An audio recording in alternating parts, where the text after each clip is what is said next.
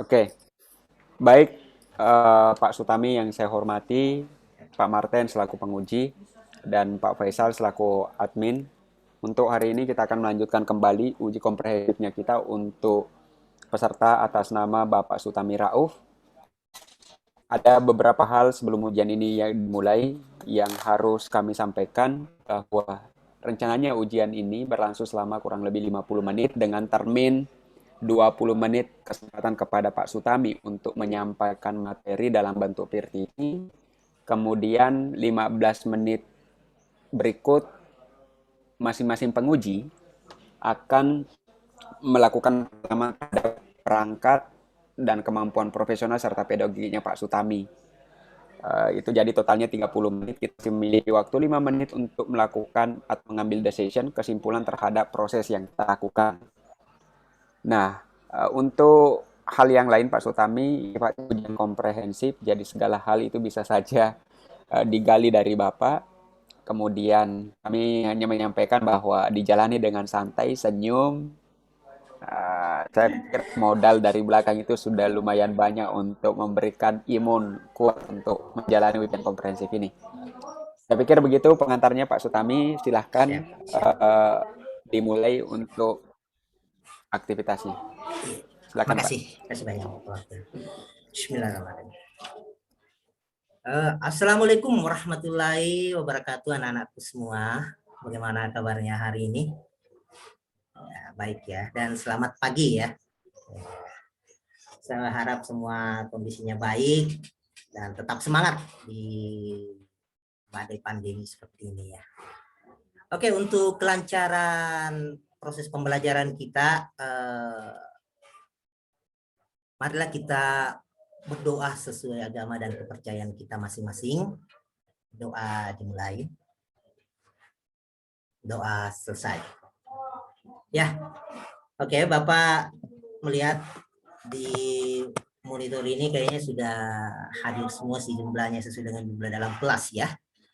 Tapi untuk mempertegas itu saya kirimkan link absensi di chatroomnya ya, chatroomnya nanti diisi ya.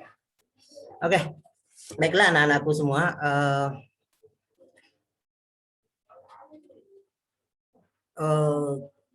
Di dalam kelas ini telah dibagi kelompok ya, telah dibagi kelompok yang nanti diskusinya saya harap bersama kelompoknya masing-masing ya untuk kegiatan selanjutnya nanti.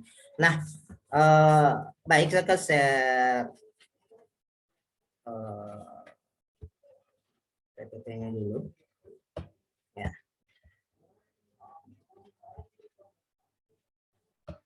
Oke. Ya. Pada kesempatan kali ini kita akan membahas sistem pendingin sepeda motor ya. Nah, kita akan mempelajari tentang sistem pendingin sepeda motor. Nah, di pembelajaran pendingin sepeda motor ini banyak sekali sebenarnya manfaat yang anak-anakku bisa dapatkan ya. Banyak sekali anak-anakku yang bisa dapatkan manfaatnya. Kalau manfaat sekarang mungkin anak-anakku akan nantinya akan mampu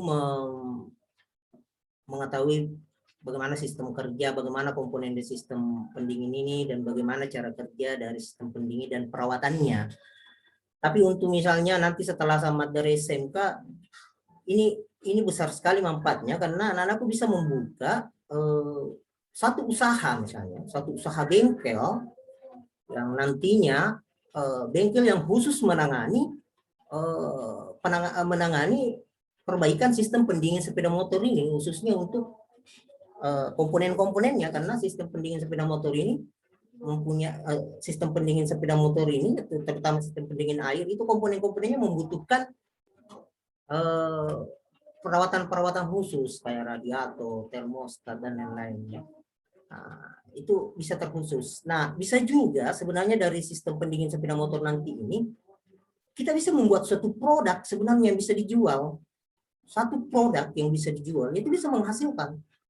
Itu produk apa itu? Nah, di sistem pendingin sepeda motor itu, termasuk pendingin air, itu membutuhkan coolant, air pendingin yang komposisinya nanti kita bisa tahu di sini setelah menyelesaikan semua pembelajaran sistem pendingin ini, komposisi dari air coolant itu bisa itu komposisinya air yang murni, air murni dicampur dengan bahan kimia tertentu yang untuk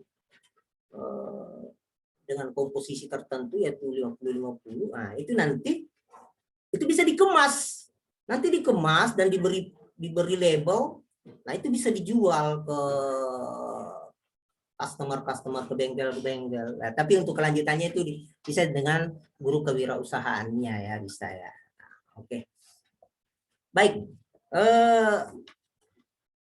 Ya. Kompetensi dasar kita kali ini itu memahami prinsip kerja sistem pendingin sepeda motor, terus merawat secara berkala sistem pendingin sepeda motor. Nah, tujuan pembelajaran kita banyak, sebenarnya ada 9, tapi kita fokus ke 2 ini, yaitu dengan menggali informasi pada video pembelajaran dan diskusi, peserta didik akan dapat mengaitkan fungsi komponen sistem pendingin dengan santun. Terus dengan menggali informasi pada video pembelajaran dan diskusi, peserta didik akan dapat menganalisis cara kerja sistem pendingin dengan santun. Ya, itu ya.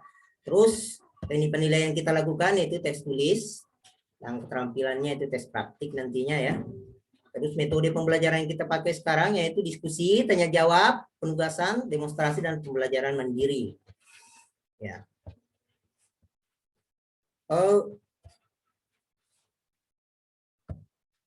Ya, karena sistem pendingin itu sebenarnya secara maaf, kita kembali dulu ke materi yang sebelumnya ya. Materi yang sebelumnya kan ada yang tahu materi sebelumnya? Anak-anakku? Ya, materi sebelumnya adalah sistem pelumasan ya. Ada yang bisa sebutkan sistem pelumasan pada motor 2 tak? Ada yang masih ingat? Ya? Iya, betul ya. Nah, ini ya. Ya, satu ya luar biasa ya, sistem pelumasan campuran dan sistem pelumasan terpisah ya, luar biasa ya, masih ingat ya. Ya, di sistem pendingin kenapa sistem pelumasan ini sebenarnya masih berhubungan dengan sistem pendingin ya. Di sini ada total energi yang sebenarnya yang dikompresi menjadi kerja itu cuma 25% ya.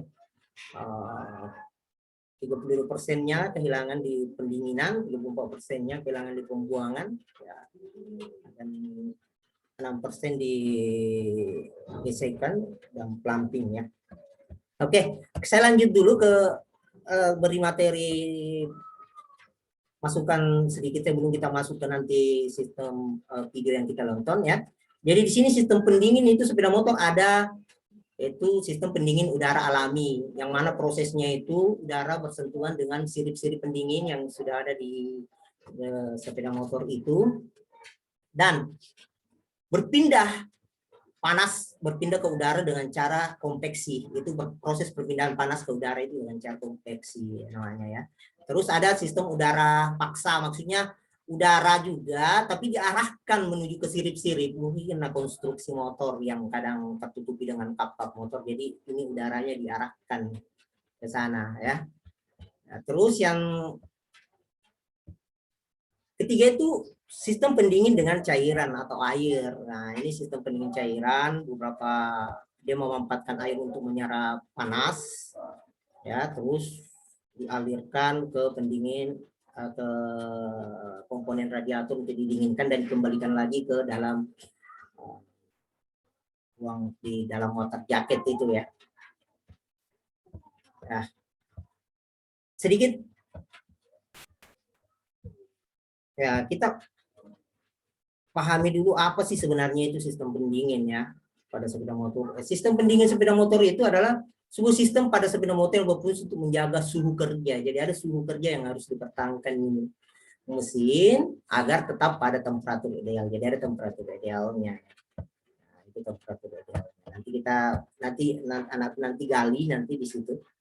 Ya, komponen-komponennya ada kalau sistem pendingin air mulai dari radiator, reservoir ya, water pump, termostat. Ya, nanti di pembahasan ini itu akan tergali sendiri. Nah, terus ada di sini saya perlihatkan sedikit saja. Ini sebagai tambahan saja, nanti kita gali semua ini setelah diskusi. Jadi ini ada perbedaan kerja sebenarnya, perbedaan pada saat mesin dalam kondisi panas dan pada saat mesin kondisi dingin. Itu ada cara kerja sistem pendingin air itu berbeda ya. Saya rasa itu untuk ini.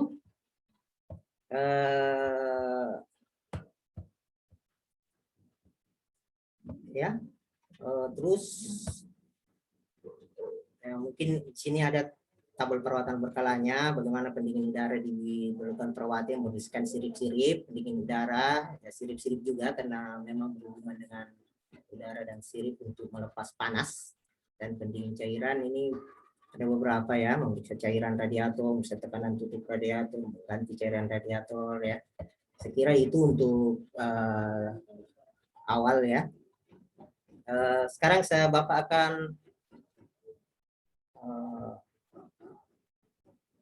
sharekan video ya. Ini jadi anak-anakku ini nanti video. Bapak akan sharekan. Di sini dia mati ya, anak-anak. Dia mati. Videonya ini, dalam video ini dia mati secara keseluruhan videonya. Terus nanti dimunculkan pertanyaan di situ. Ya, karena ini adalah sistem di mana motor dilakukan pengetesan tanpa motornya berjalan. Tanpa motornya berjalan. Dia dites di namanya alat dyno test ya. Alat dyno test yang tidak bergerak. Oke, saya sharekan dulu.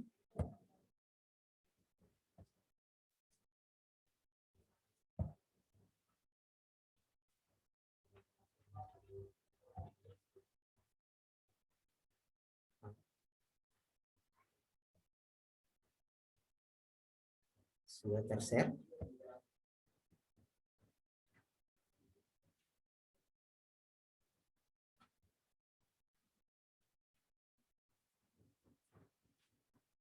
Ya, perhatikan ya, diperhatikan saya sudah.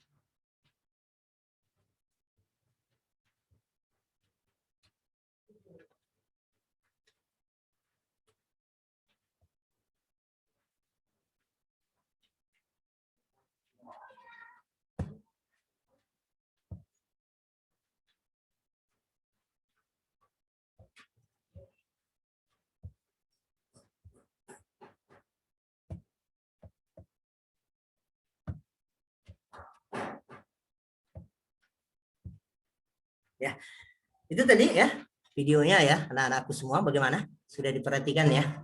Ya, saya harap semua sudah diperhatikan dengan jelas ya.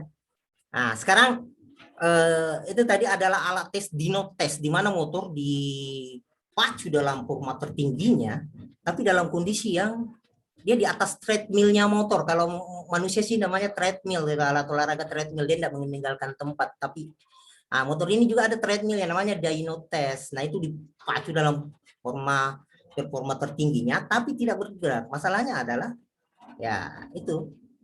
Di sini sistem pendinginnya bagaimana dengan motor ini ya gitu. Ya. Mungkin ada pertanyaan anak-anakku, silakan ya. Silakan ada pertanyaan. Oke, ya. Ya, Nak Marsudi ya. Bagaimana? Oh ya, jadi ada untuk pertanyaan pada Mas Marsudi bahwa bagaimana dengan panas motor ini, Pak? Ya, karena pada saat dilakukan tes motor ini tidak berjalan. Bagaimana dengan mesinnya? Apa tidak nantinya tidak overheating itu, Pak? Tidak kepanasan, ya kan? Oke, ini pertanyaan yang luar biasa. Pengamatan yang luar biasa dari Nak Marsudi ini ya. Nah, kita simpan dulu ini. Mungkin masih ada karena Nak Marsudi menyebutkan overheating, saya mau bertanya dulu ini. Ini ada enggak yang mampu menyebutkan dampak dari overheating ini, kelebihan panas ini pada motor ya? Ada enggak yang bisa disebut? Ya, naik kok. Oh ya, betul ya, akan timbul tegangan termal, pelumas dan sifat pelumas akan mengalami penurunan sifatnya ya pada suhu 300 derajat. pembakaran tidak sempurna yang akhirnya mengakibatkan knocking ya. Luar biasa. Nah, itu ini ya. Ya, oke. Bagaimana? Kita lanjut dulu apa belum sudah terjawab tadi pernyataannya Nak Marsudi di atas? Belum ya? Oke. Ya, Nahendra silakan. Oh ya, Nahendra mengatakan bahwa tadi dia melihat di depan motor ada cukup besar, di depan motor tuh ada alat yang besar di situ warna hitam. Itu apa itu? Ada yang bisa menjawabnya? Ada yang bisa masukkan ke Nahendra? Nah, Didi. Oh ya, ini nih Nahendra bahwa Didi mengatakan bahwa itu kipas yang disimpan di depan motor itu kipas yang mengalirkan udara ke mesin motor. Terlihat dari hembusan baju pengemudinya. Terus itu ditempatkan di depan motor. Ditempatkan di depan motor untuk diarahkan ke komponen tertentu pada motor tersebut. Ya, nah Ruli, ya silakan. Sepertinya diarahkan, dan Ruli mengatakan sepertinya diarahkan ke tangki bawah, ke komponen yang ada di bawah tangki. Ini merupakan komponen sistem pendingin, kayak seperti komponen sistem pendingin pada motor ini, Pak. Sepertinya komponen itu adalah radiator, yang berarti sistem pendingin pada motor ini adalah sistem pendingin air, Pak. Oh iya, luar biasa, Naruli ya, mampu melihat itu ya. Luar biasa, pengamatan yang luar biasa ya. Aplaus dulu untuk Naruli. Iya, terima kasih ya. Ini sudah kita menemukan ada komponen yang disebutkan di situ, itu radiator. Dan sudah mengambil kesimpulan Naruli bahwa itu sistem pendingin yang digunakan sepeda motor ini, sistem pendingin air, Pak. Kenapa ada tadi udara diberikan di sana, itu untuk radiator ini mampu terkena udara sehingga proses perpindahan panasnya melalui sirip-sirip di radiator itu terjadi. Ya, mungkin ya, begitu ya. Ya, betul ya. Oke, masih ada pertanyaan? Ya, Mas Tafiri ya. Oh, Mas Tafiri mengatakan bahwa tadi waktu di video itu pengemudi tidak langsung menaikkan gas ya. Dia pelan-pelan menaikkan gas di situ. Dia membiarkan dulu motornya bekerja, nanti posisi tertentu dia baru menaikkan performa motornya dengan gas full ini. Kira-kira kenapa ya? Ada jawaban yang lain, anak-anak? Nasbi? Ya. Oh, Nasbi mengatakan bahwa motornya belum panas, Pak, karena belum mencapai suhu kerja mesinnya. Artinya mesin bisa rusak bila dipaksa bekerja terlalu cepat. Oh iya, luar biasa ya. Oke. Nah, masih ada tambahan? Nadi mengatakan bahwa ya, Nadi apa? Oh, bahwa sesuai dengan arahannya tadi yang materi awal tadi mengatakan bahwa bukankah cara kerja sistem pendingin air itu berbeda pada saat mesin dingin dan pada saat mesin panas. Berarti mungkin itu alasan mereka tidak langsung melakukan performa tertinggi. Wah, iya, mantap sekali Nahdi ini ya. Terima kasih ya. Sekiranya itu sudah luar biasa ya. Pengamatan yang luar biasa dari anak-anakku semua ini ya. Oke lah. Kita simpulkan, kita berusaha simpulkan dari pertanyaan-pertanyaan ini. Jadi saya harap anak-anakku sekarang nanti mencari jawabannya itu satu, itu fungsi komponen-komponen sistem pendingin air, karena tadi kita sudah menyebutkan sistem komponen pendingin air di situ. Jadi selain radiator masih ada sistem komponen yang lain di sana. Silahkan cari fungsinya, fungsi dari komponen ini. Yang kedua, bagaimana cara kerja sistem pendingin ini? Ya, silakan Bapak kasih waktu, silakan berdiskusi, mencari fungsi komponen itu dan cara kerja sistem pendingin. Nanti setelah mengumpulkan informasi itu nanti kita coba diskusikan ya, dan dipaparkan kesimpulannya masing-masing. Ya, sekira itu anak-anakku, oke? Ya. Oh ya, baik. Sekarang kita sudah di kesimpulan ya. Naoni sudah membacakan mengambil dari kelompok 1 itu bahwa komponen dan fungsi komponen sistem pendingin itu ada beberapa, itu mulai dari radiator berfungsi mendinginkan dan membuang panas air ke udara melalui sirip pendinginnya. Terus ada tutup radiator yang berfungsi menaikkan titik didih air pendingin dengan cara menahan ekspansi air pada saat air menjadi panas ya. Kipas pendingin berfungsi mengalirkan udara dari inti radiator agar panas terdapat pada inti radiator dapat memancarkan udara dengan mudah. Terus termostat berfungsi menahan air pendingin bersirkulasi pada suhu tertentu, dia akan membuka untuk mengalirkan ke radiator. Terus ada pompa atau water pump berfungsi mensirkulasikan air pendingin. Ada upper hose, itu jalur saluran air pendingin dari mesin menuju ke radiator. Lower hose menyalurkan pendingin dari radiator masuk ke dalam mesin, dan water jacket tempat bersirkulasinya air pendingin di dalam mesinnya. Oke, luar biasa ya pemaparan dari kelompok 1 Naoni ya, plus dulu untuk Naoni. Ya, sekarang pemaparan dari kelompok 2 Nah Hendra, cara kerja sistem pendingin saat mesin dingin. Itu pada saat mesin dingin, air hanya bersirkulasi di sekitar mesin, Pak, karena termostat masih tertutup. Dan dalam hal ini termostat berfungsi untuk membuka dan menutup saluran air mesin ke radiator. Nah, iya, terus cara kerja pada saat mesin panas, pada saat mesin termostat terbuka sehingga air yang panas di dalam water jacket kemudian disalurkan ke radiator untuk didinginkan. Iya, luar biasa anak-anakku ini ya. Sekira itu, baiklah anak-anakku.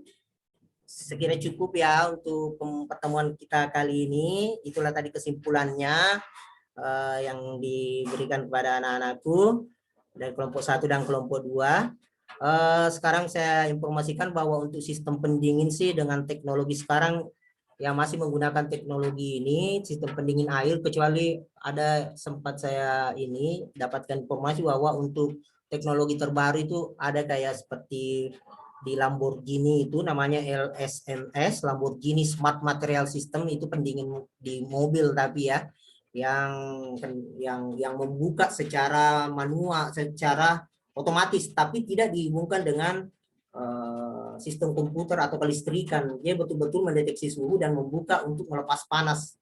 Nah, itu namanya Lamborghini Smart Material System. Ya. Oke, evaluasi saya bagikan di linknya, ada di linknya itu. Saya sudah bagikan di grup room chatnya.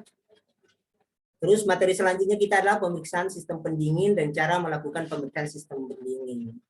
Nah, saya rasa pembelajaran kita sampai hari ini saya rasa saya cukupkan.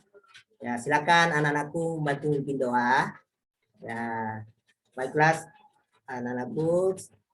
Ya, setelah mulai pembelajaran ini, mari kita ucapkan alhamdulillahirabbil alamin, dan mari kita tutup doa pembelajaran ini dengan membaca doa sesuai agama dan kepercayaan masing-masing. Doa dimulai. Doa selesai. Demikianlah pembelajaran kita ini anak-anakku. Wabillahi taufiq wal hidayah. Wassalamualaikum warahmatullahi wabarakatuh. Assalamualaikum warahmatullahi wabarakatuh.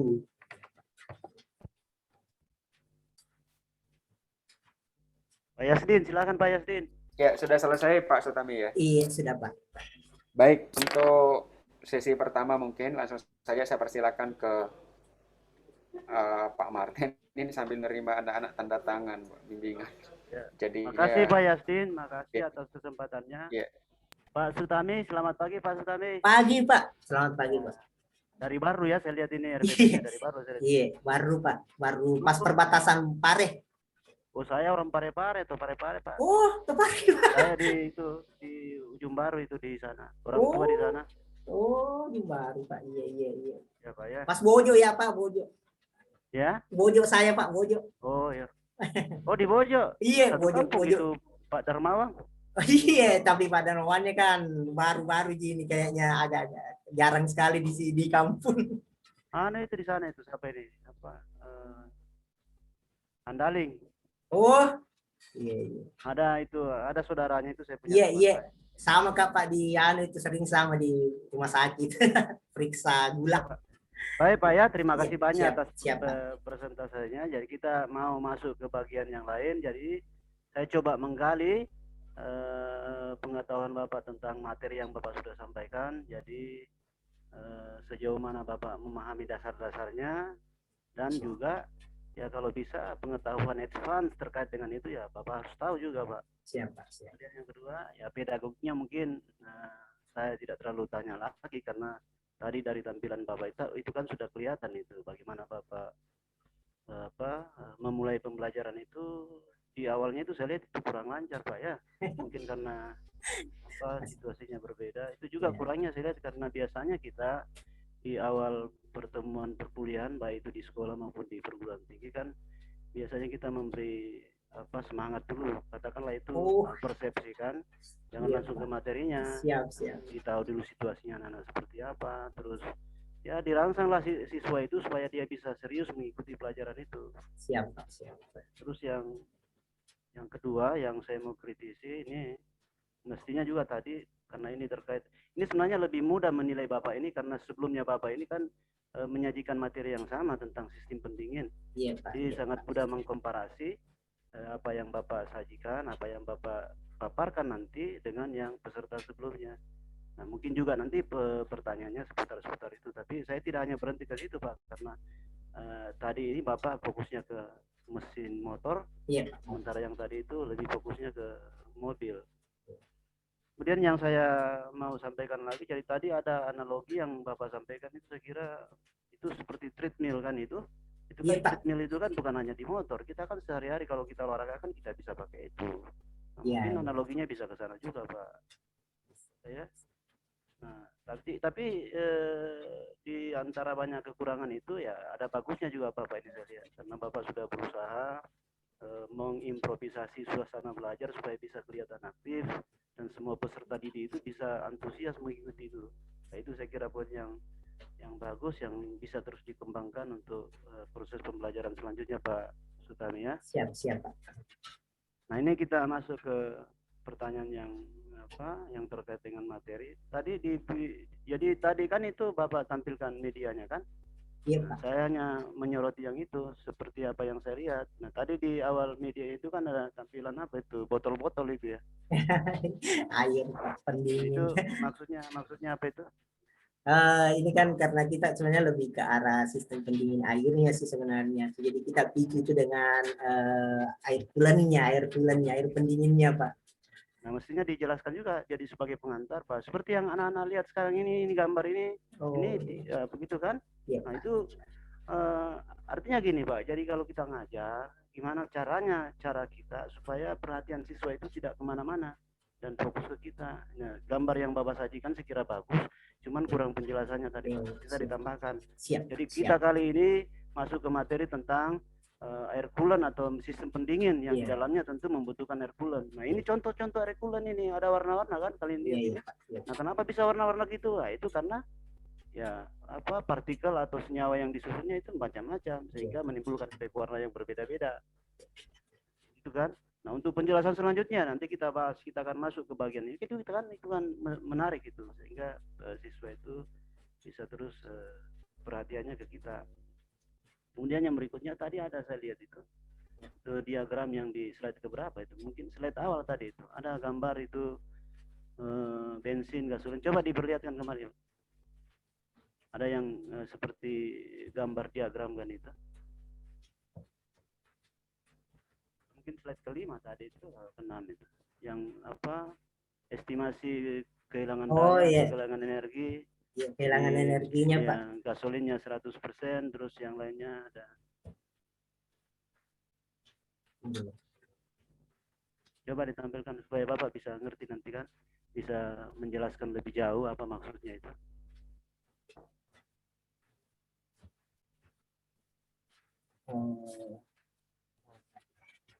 Nggak bisa Pak ya? Saya buka dulu PPT-nya lagi Pak. Ya karena saya mau tanya ke sana, nanti kalau Bapak tidak lihat kan agak bingung Bapak jawabnya. Tertutup dia Pak, tertutup. Tapi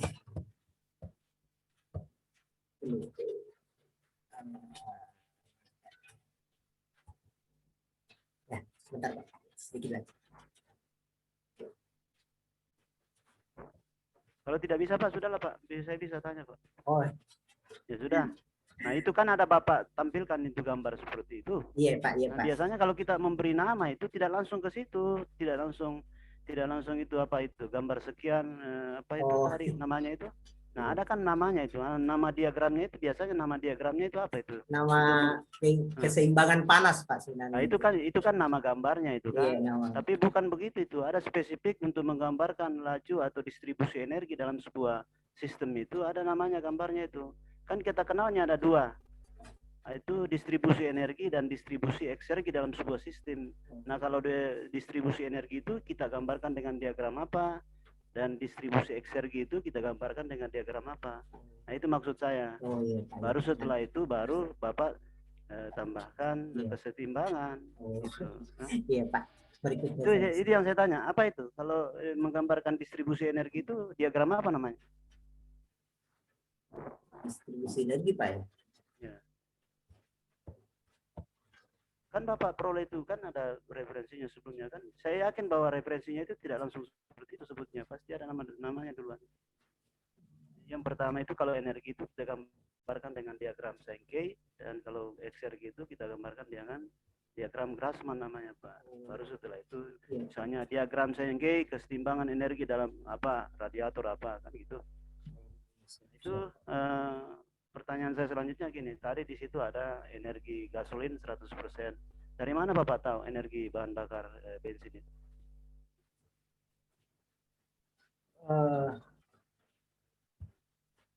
Dari mana Bapak tahu? Maksudnya energi yang dihasilkan dari proses pembakaran gasolin maksudnya itu Pak? Ya, ujungnya ke sana. Ya. Kan kalau kita membakar bensin kan pada ujungnya kan ada daya yang dihasilkan. Iya Pak. Nah, kan itu berasosiasi dengan hukum pertama termodinamika kan. Jadi saya maksudnya gini Pak, saya selalu mengaitkan semua bidang ilmu itu satu sama lain itu karena memang pada dasarnya semuanya berhubungan Pak. Iya. Jadi kita tidak hanya berhenti di pengetahuan sistem pendingin, karena sistem pendingin sendiri itu adalah ya basis ilmunya ya ke termodinamika Pak. Iya. Nah, jadi saya mau tanya itu, dari mana Bapak tahu energi bahan bakar itu? Bahwa pada akhirnya dihasilkan energi daya dalam bentuk daya yang kita ukur, katakanlah misalnya 100 kW, itu asalnya dari mana itu? Iya, saya cuma mengambil memperlihatkan bahwa ada kehilangan di sini dalam proses energi ini. Dan termasuk ada proses pendinginannya. Itu maksud saya gini Pak Sutari. Iya, kalau kita ngajar, coba dipahami materinya itu secara komprehensif Pak, jangan sepotong-sepotong. Kan tujuan kita supaya siswa itu kaya pengetahuannya tentang itu. Sehingga dalam menyajikan materi kita juga bisa berimprovisasi Pak. Jadi energi yang dihasilkan itu ya dari bahan bakar itu sendiri, karena bahan bakar kan punya namanya LHP atau low heating value atau HHP high heating value, yang biasanya kita pakai untuk menghitung berapa daya yang dihasilkan itu biasanya kita pakai LHP yang kita ukur dalam bentuk satuan megajoule per kilogram. Itu kan gitu. Dan tidak ujuk-ujuk itu daya mesin itu sekian kalau tidak ada bahan bakarnya. Nah, bahan bakar itu sendiri yang punya energi potensial. Jadi nanti dia berguna kalau dia dibakar, dikondisikan, kayak gitu. Itu Pak ya? Iya Pak. Iya Pak, siap. Pertanyaan berikutnya gini, saya hanya mau mengkonfirmasi Pak. Tadi Bapak jelaskan bahwa termostat itu berfungsi untuk membuka dan menutup satu radiator atau sistem pendingin itu. Memang begitu fungsinya termostat itu? Ya, termostat maksudnya kan bekerja pada saat suhu tertentu untuk nanti mendekati suhu kerja dia akan baru waxnya itu yang atau lilinnya itu mengkerut, akhirnya mengalirkan air yang sudah panas ke radiator untuk didinginkan dan diarahkan kembali masuk ke. Nah itu mestinya diperjelas Pak Sutami, jangan jadi ambigu pengertiannya. Kalau begitu ya salah fungsi termostatnya, itu namanya juga termo panas, jadi dia mengontrol panas itu. Bahwa pada termostat itu di setting temperatur tertentu kapan mekanisme menutup membuka itu bekerja, ya itu fungsi yang lain dari alat yang lain yang dihubungkan dengan termostat itu, tapi bukan termostatnya yang membuka. Iya Pak. Ya? Iya Pak. Iya. Jadi tolong itu diperbaiki Pak Sutami. Siap Pak. Saya mau tanya lagi nih. Ini agak panjang ini. Masalahnya tadi kan sebelumnya ini masalah pendingin juga jadi. Iya Pak, ternyata Pak Eko ambil pendingin juga. Tadinya saya pikirnya nanti di room ini baru dia bilang saya pendingin ya. Tapi ya sudah lah, karena dia kendaraan ringan. Ya, ini yang saya mau tanya, ini kan di motor itu kan ada yang pakai sistem pendingin, ada yang tidak itu. Nah untuk menentukan mesin itu harus menggunakan sistem pendingin atau tidak itu apa itu pertimbangannya Pak? Pertama. Yang maksudnya pendingin air Pak ya? Ada yang menggunakan ya, pendingin apapun itu, pendingin apapun itu. Ya setiap mesin kan dalam prosesnya pasti ada panas yang terjadi dan itu harus dikontrol oleh. Nah makanya harus ada sistem pendingin di dalamnya. Nah kenapa? Saya rasa karena kita itu tadi tujuan utama dari sistem pendingin ini untuk mencapai suhu kerja dari mesin supaya tidak terjadi overheating. Supaya tidak terjadi overheating. Jadi sistem Bukan pendingin. tujuan. Pak Sutami, Iya Pak. singkat saja saya kira Iya, jawabannya Pak, kalau Bapak mau menjawab itu. Tadi kan saya tanya, apa pertimbangan utama? Kan Ya. di lapangan kan kita lihat ini. Saya punya motor ada 3 ini, tidak ada yang pakai sistem pendingin Pak, tapi kan dia bisa bekerja secara optimal, tidak ada apa-apa, tidak terjadi overheating. Nah, sementara di Motor bagian yang lain ada mesin juga yang menggunakan memang sistem pendingin. Sehingga dari sana kita bisa ambil kesimpulan bahwa kenapa itu mesin mesti dipakaikan sistem pendingin, kenapa tidak perlu. Nah, coba apa jawabannya itu, Pak? Kan sistem pendingin kan tujuannya untuk iya, mendinginkan. itu mendinginkan Berarti itu Pak. berhubungan dengan panas. Iya, kan berpanas. gitu. Kalau Nah, motornya, coba. kalau motor pembakarannya pasti menghasilkan panas, Pak. Kecuali motor yang di situ buka dia misalnya motor listrik. Ya sudahlah, Bapak tidak menjawab pertanyaan saya, Pak. Itu kan tentu diperhitungkan itu kapasitas mesinnya, Oh Pak. iya, Itu kan ada kapasitas sisi, mesin. ya itu Iya, jawabnya ke Pak. sana. Iya, Pak. Masalah kapasitas mesin kalau misalnya yang antara tadi sistem pendingin udara dengan sistem pendingin air pada saat sudah CC-nya besar itu kemungkinan sistem pendingin udara sudah tidak digunakan di situ, Pak. Nah, itu Iya, maksudnya Pak. begini. Iya. Jadi kalau kita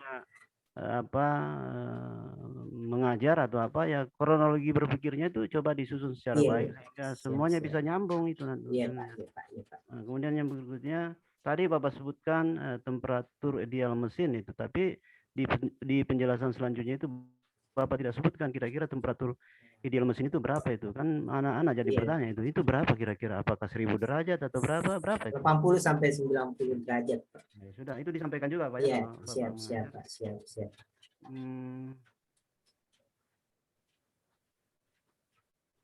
Tadi juga digambarkan ada saya lihat visualisasi tuh tentang konveksi paksa dan konveksi alamiah. Iya, Tapi iya, Bapak Pak. tidak jelaskan apa itu konveksi paksa dan seperti apa prosesnya dan iya, Pak. konveksi alamiah itu seperti apa. Coba jelaskan ke saya itu Ya, Pak. Apa itu? itu maksudnya kalau yang sistem pendingin udara yang mengandalkan sirip yang alamiah itu otomatis jalur udara dari depan itu pada saat motor berkendara itu bisa bersentuhan bertabrakan dengan udaranya bebas bersentuhan dengan siripnya, sementara di kondisi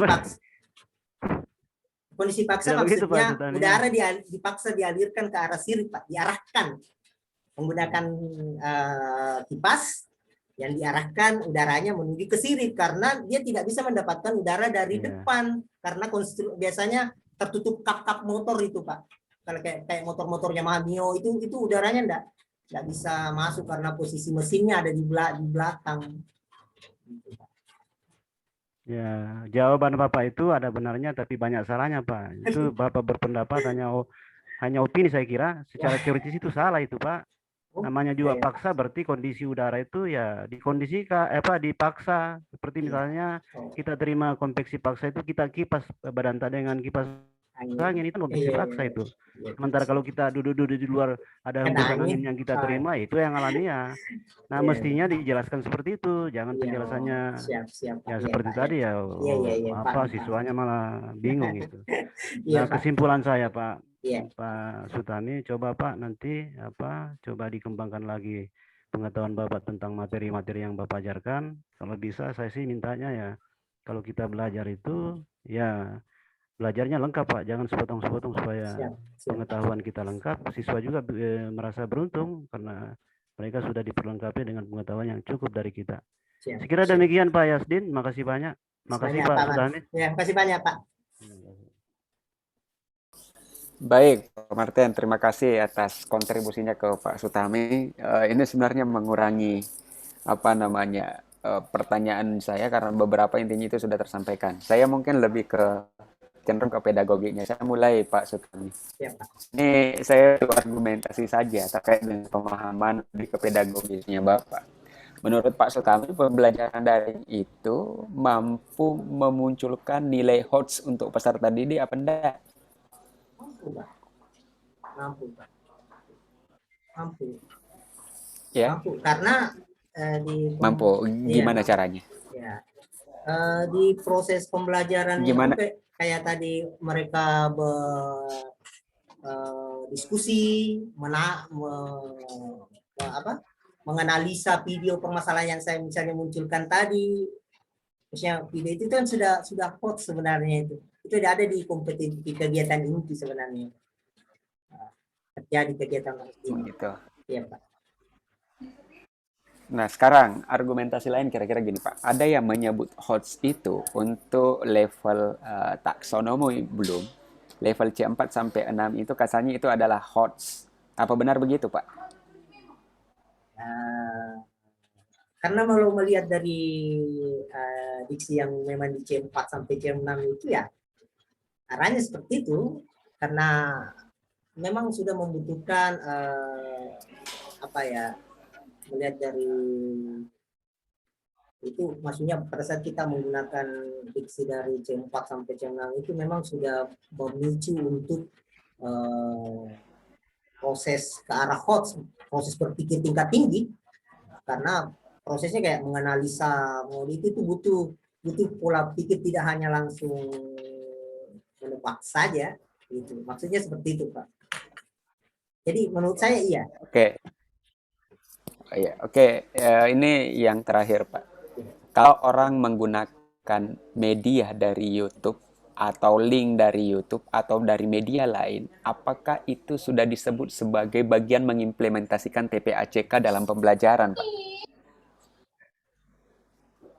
Mengimplementasikan TPACK, teknologi, otomatis kan di sana itu sudah menggunakan teknologi, itu sudah menggunakan teknologi dalam terus art juga sudah terjadi di sana sebenarnya. Pasti menurut saya iya sudah memasukkan TPACK dalam pembelajaran. Nah, tapi memang kalau mau lebih teknologikal lagi ya, misalnya membuat medianya sendiri dengan video sendiri, itu lebih capek lagi. Nah, kalau Pak Sutami, kalau disederhanakan TPACK itu sebenarnya kayak gimana sih Pak dalam pembelajaran?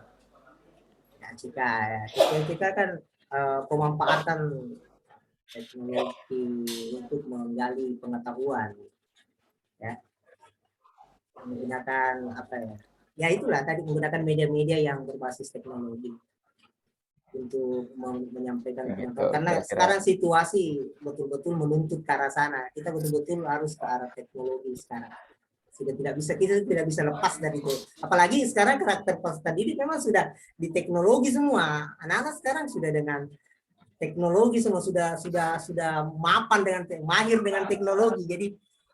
Jadi ya pemanfaatan memasukkan TPACK di pembelajaran itu harus Pak terjadi.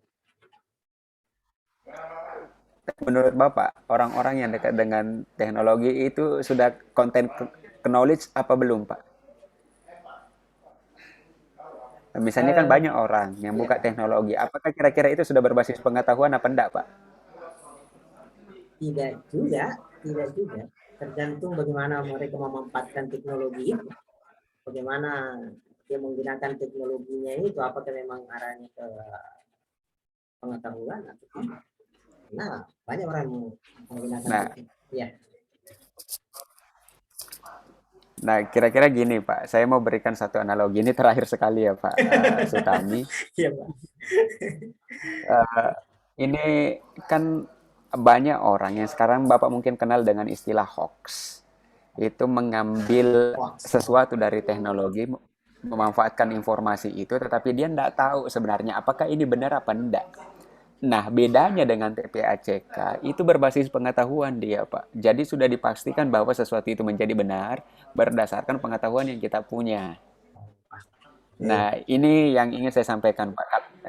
Nah, kalau kan misalnya Pak Sutami ditanya, kalau ada guru atau temannya Pak Sutami ngambil video dari YouTube, tapi itu adalah hoax atau keliru, kira-kira itu gimana itu, Pak? Apa itu berbasis pengetahuan atau enggak?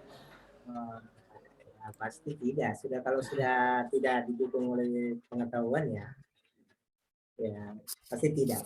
Ya, makanya ini diarahkan ke TPCK yang sifatnya advance, Pak. Artinya ya sesuatu yang kita produksi sendiri karena di sana sudah ada trust kepercayaannya kita atau keyakinannya kita terhadap materi yang dikembangkan.